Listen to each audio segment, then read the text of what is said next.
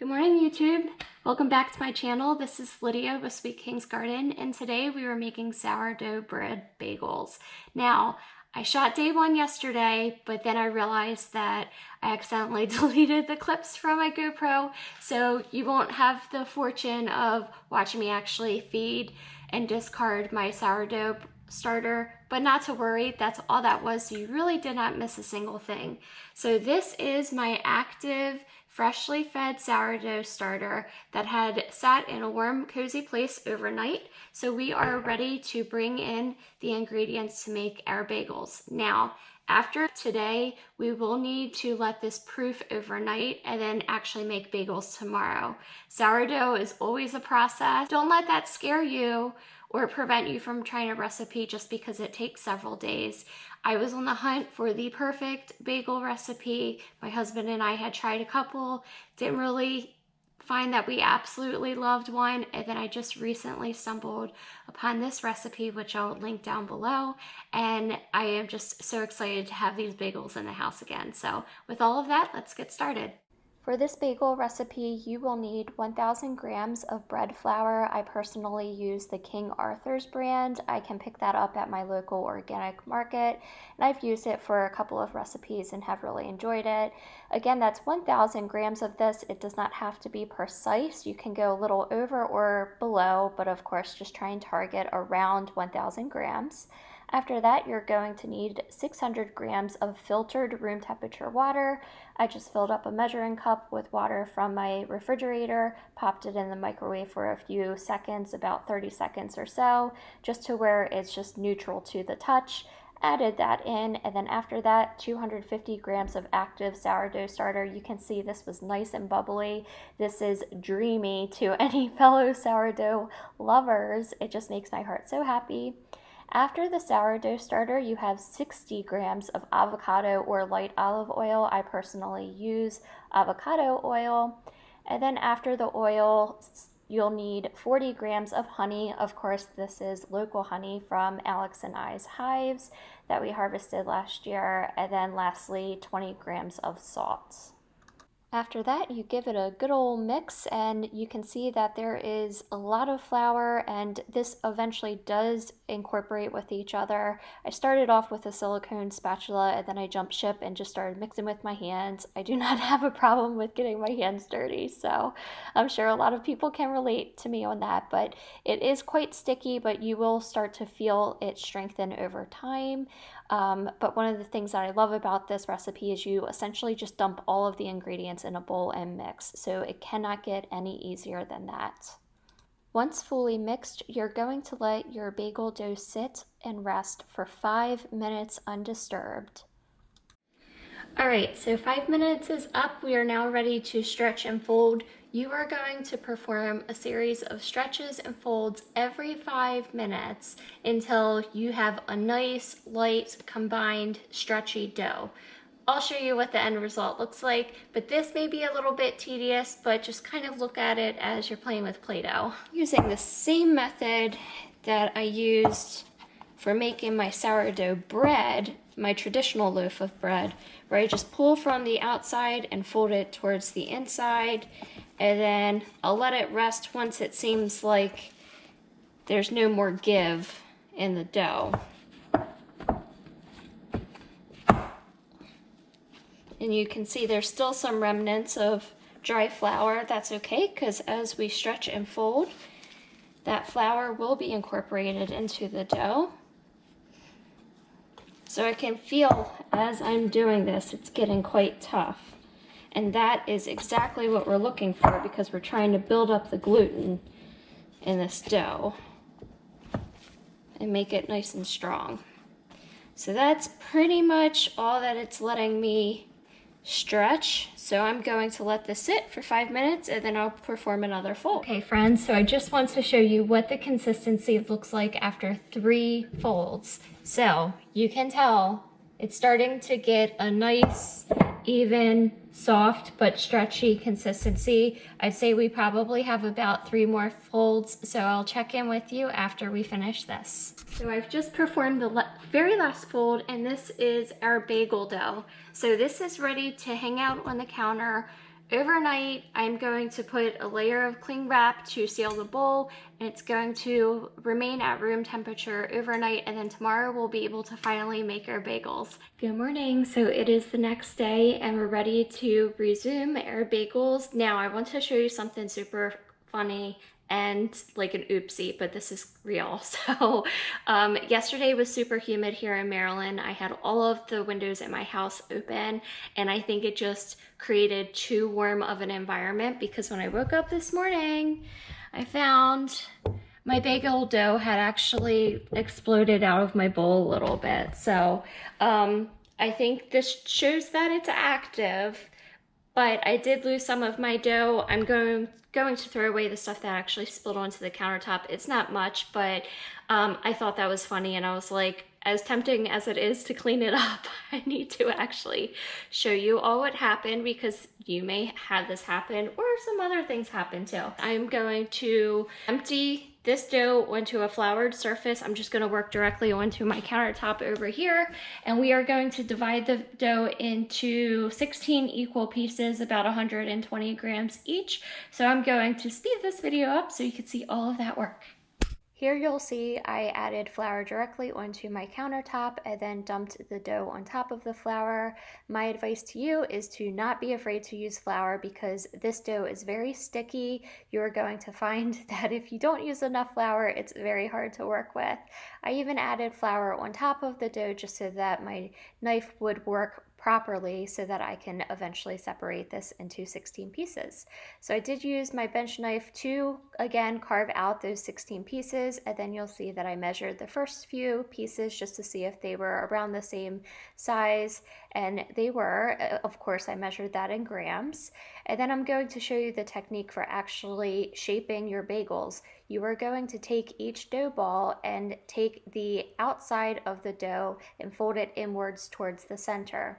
You're going to rotate the dough ball as you do that. I'd say about 2 or 3 rotations. And then after you do that, you're going to flip the dough ball upside down, give it a nice roll on your countertop, and then that should make a somewhat uniform roll. Then you're going to add the rolls to a floured piece of parchment paper. I did not do that initially, and eventually my bagels stuck by the end of this process, which you will see later in the video. So my advice to you is make sure you flour your parchment paper. Then after that, you're going to take a damp towel and lay that on top of your dough balls, because these will need to rest for 1 hour. You will also see that I used my bench knife to gather up the residual flour. This will actually come in handy later, because you will need to add more flour to your bagels once we proceed to the next step. So 1 hour is up. Now starting my oven and preheating it to 400 degrees Fahrenheit. I also have 2 pans that I have a silicone mat on. I got these silicone mats from Costco, and as you can see, I use them quite a bit. So I have them ready to go, because now we're going to start our pot of water and honey, baking soda, and salt mixture, so we can begin shaping our bagels and par cooking them. Here is 2 quarts of water. You'll need 1 teaspoon of salt, 1 tablespoon of baking soda, and 1 tablespoon of honey.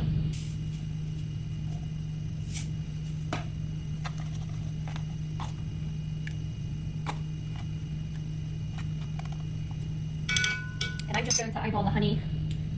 I'm sure you're getting used to seeing this thing. I feel like I use it all the time. And I'm just going to mix the baking soda, salt, and honey into the water so it's combined.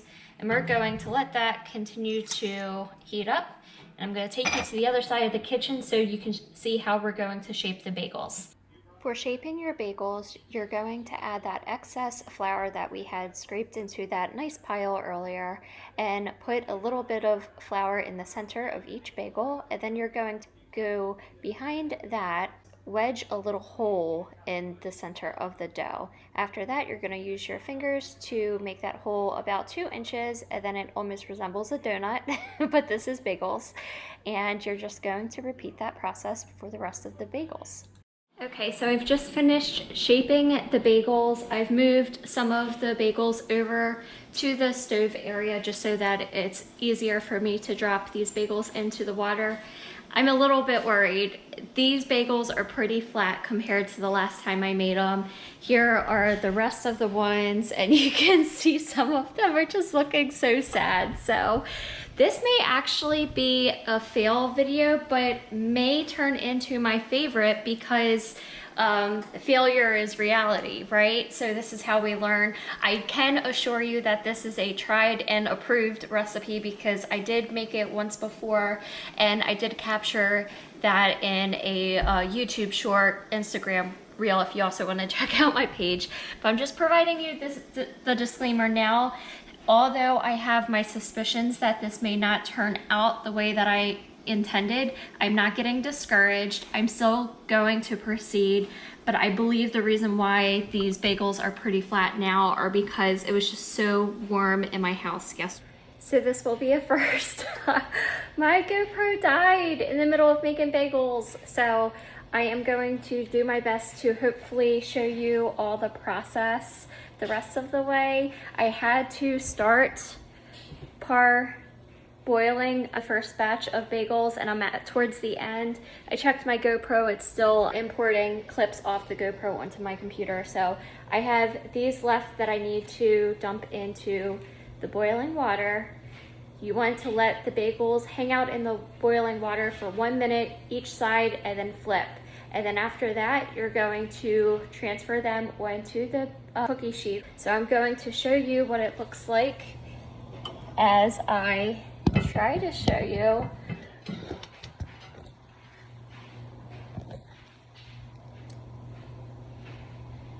Me transferring the bagels. So you just want to be very careful. In this case, flour is your friend when you put it onto the parchment paper. I highly suggest you put flour on the parchment paper and then your bagel dough on top, because otherwise it gets really hard to try and pull off. It wants to stick. So you want to act very quickly. I'm transferring 3 bagels at a time into my stock pot and gently trying not to disturb the shape. And I'm setting my watch for 1 minute on each side, and then I'll show you what it looks like as I flip. 1 minute is up. I am going to flip my bagels. I use 2 different spatula things. One is a slotted spoon and the other is a solid one, but I feel like it shapes and allows me to flip easily. So I'm going to try and target the bagel that I first put into the pot and then make my way around the pot and just gently flipping over.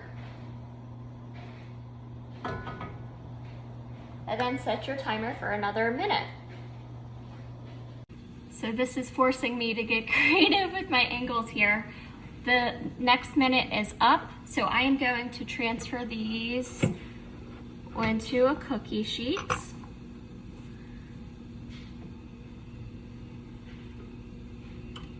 And you want to try and drain as much of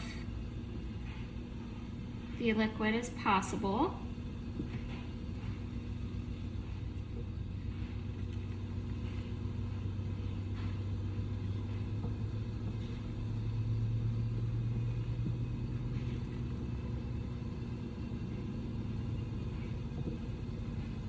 Okay.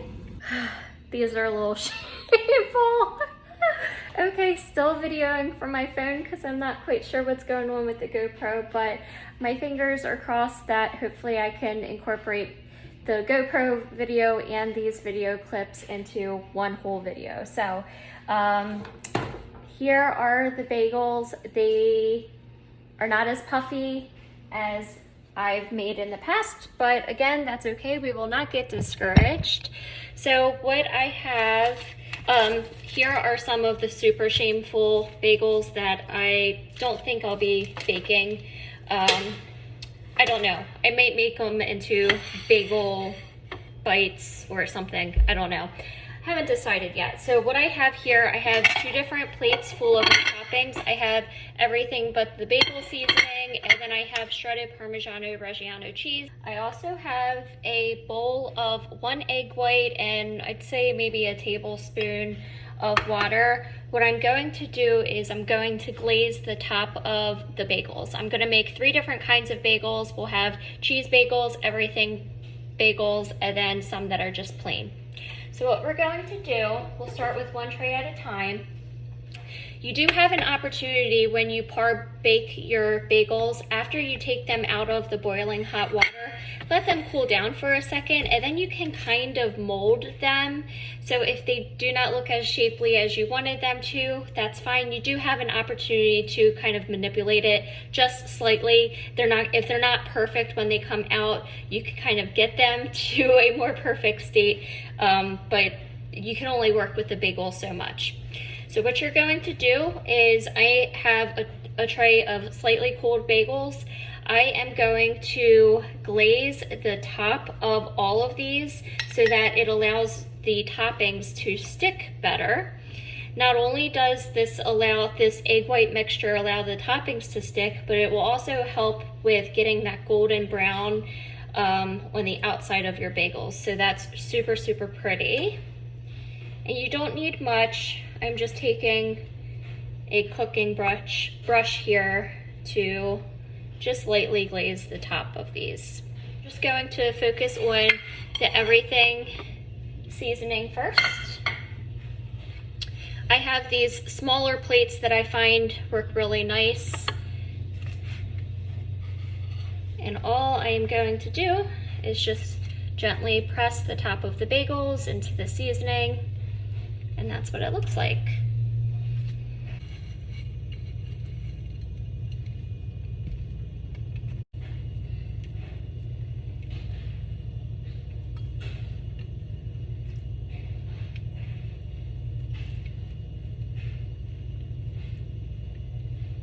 I have both trays of bagels completed.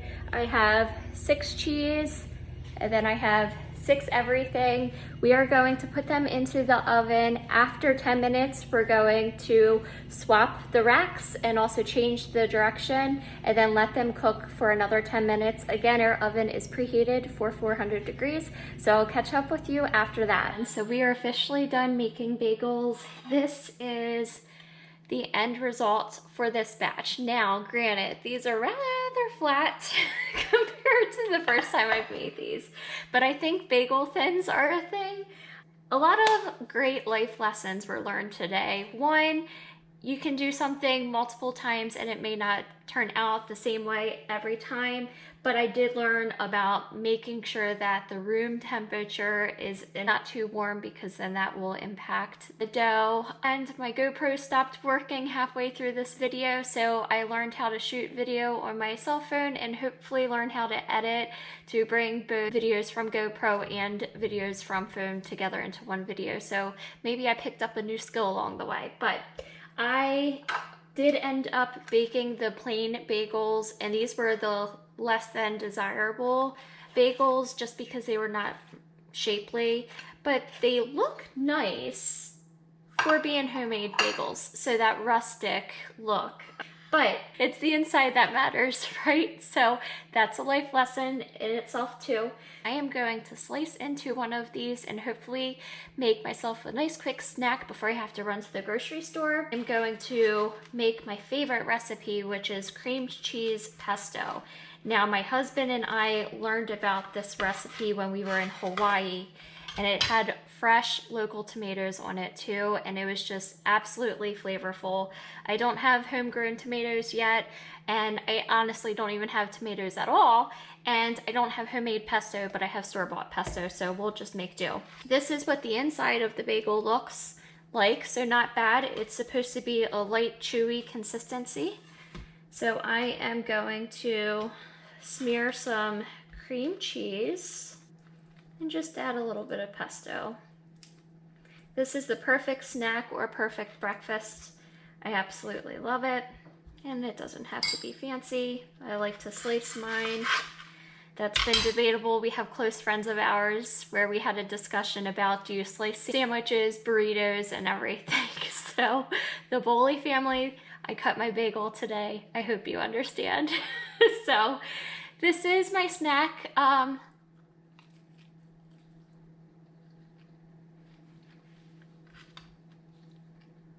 That's good. I was worried about this bagel being too dense because they are on the flatter side, but it's still nice and chewy. So it may not look pretty, but it's very tasty, and that's all that matters. So thank you for following my journey today. I hope you've learned some things along with me.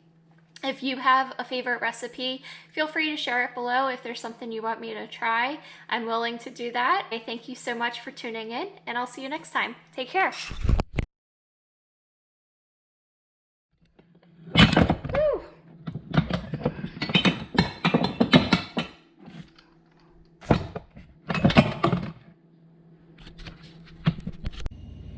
Okay, so I have both trays of bagels.